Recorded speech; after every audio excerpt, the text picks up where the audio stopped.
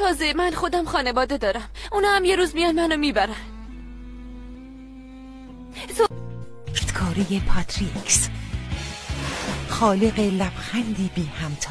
تو گل منو ببر، بذار یه بارم شده تو عمرم سوار همچین ماشینی بشم. خب برو پی کارت. ساغر پاشو دیگه. وای نمیخوام، تو برو. من میخوام تنها باشم. پس قول میدم دیر نکنم باشه. سوگل منو ببر، قول میدم کاری به کارت نداشته باشم، اصلا لال میشم. لال شو. قول میدم آبروتو نبرم. سوگل ببین اینطوری با هم دوست صمیمی میشی، خواهش میکنم.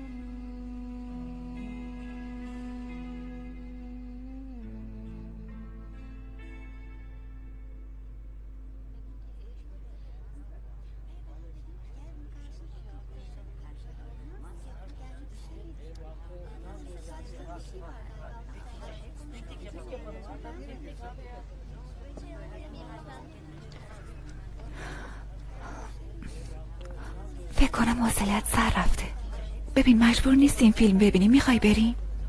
نه لازم نیست. سر کن. چیزی شده؟ نه بابا چیزی نشده. چرا شده؟ خودم فهمیدم. با مامانم دعوام شده. به خاطر من؟ نه بابا، وقتی برم خونه باهاش حرف میزنم آشتی میکنیم. باشه، فیلمم شروع شد.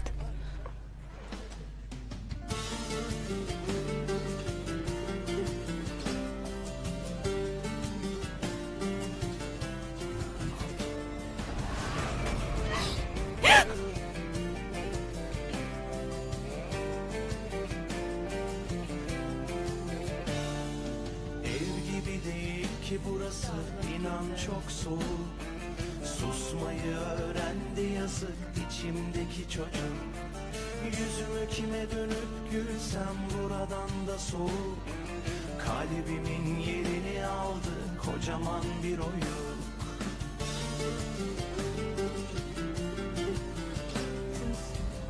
Çocuğun babasının kim olduğunu gerçekten.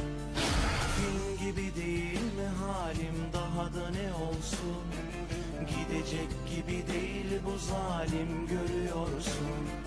Tam çıkış yolunu buldum kaçarım derken. Geçmişten biri gelip tutar biliyorsun. Geri gelse de bir görse babam. Kırdın çiçeklere dönmüş hayat, her şey tamam.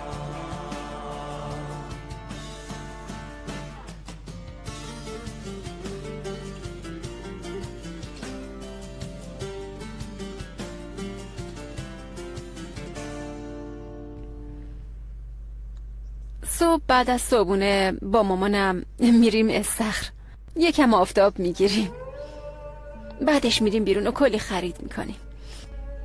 بابام هم که از سر کار برمیگرده با هم دیگه فیلم میبینیم، بعدش میریم قدم میزنیم. بابام برام بستنی مورد علاقه‌مو میخره. همین دیگه، همه چی رو به راست. وای چقدر خوشبختی، خانواده من برام انقدر وقت نمیذاره. آره خیلی خوشبختی. امسال تابستون کجا میرین؟ اگه باز هتلمون یکی باشه عالی میشه، خیلی خوش میگذره. تابستون جایی نمیریم، میخوایم همه با هم خونه باشه. بابا من مرخصی میگیره، همه روزمونو در کنار هم میگذرونیم، هیچ وقت همدیگه رو تنها نمیذاریم، به هیچ وجه.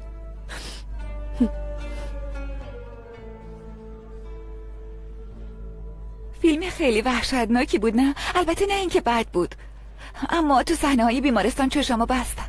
آره دیدم. تو به جای فیلم داشتی به من نگاه میکردی؟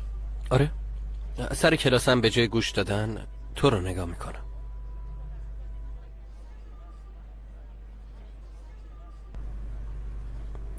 ایلول، با من دوست میشی؟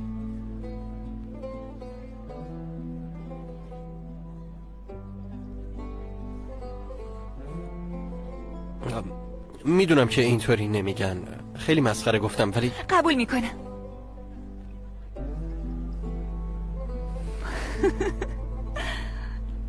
یعنی تو الان دوست دخترمی؟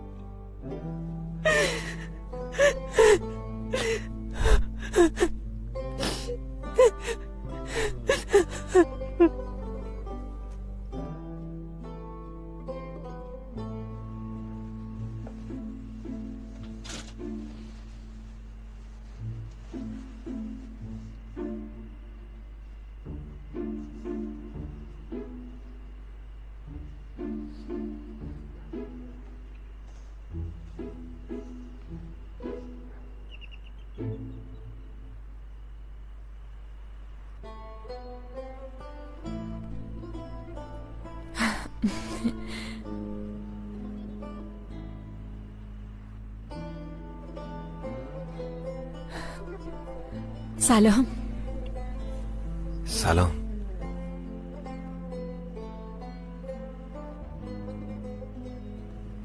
میتونیم بریم؟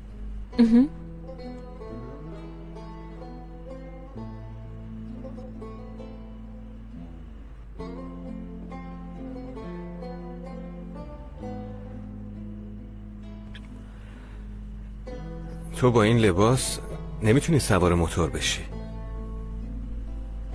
برم عوض کنم؟ نه عوض نکن، خیلی بهت میاد، خیلی خوشگل شدی.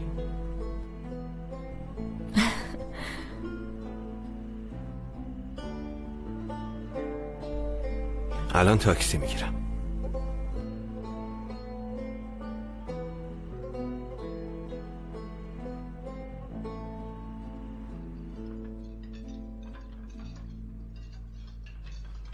ما اینجا غذای پانسیون بخوریم، سوگل خانم کباب بخوره.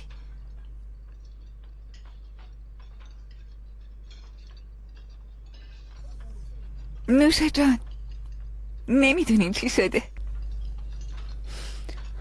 چی شده؟ تو خوبی؟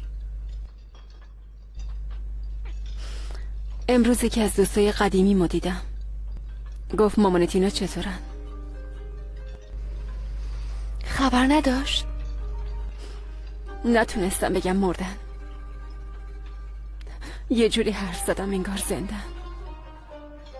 اوایل خیلی خوب بود، انگار نه انگار که بابام خودش و مادرمو کشته، انگار من اینجا نیومدم و مثل قدیما خوشبختم.